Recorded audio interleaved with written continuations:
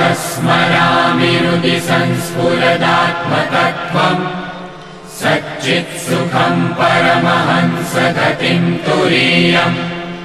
यत् स्वप्नजागरसुषुप्तिमवैति नित्यम् तद्ब्रह्म निष्कलमहम् न च भूतसङ्गः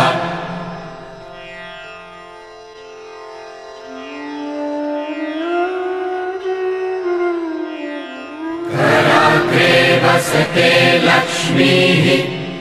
करमूले सरस्वती करमध्ये तु गोविन्दः प्रभाते करदर्शनम्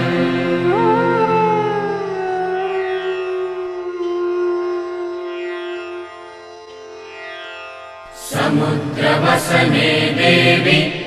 पर्वतस्तनमण्डले विष्णुपत्नि नमस्तुभ्यम् पादस्पर्शम् क्षमस्व मे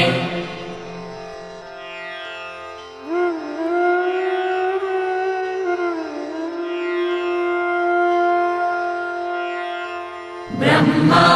मुरारि स्त्रिपुरान्तकारी भानु शशि भूमिसुतो बुधश्च गुरुश्च शुक्रः शनिराहुकेतवः कुर्वन्तु सर्वे मम सुप्रभातम्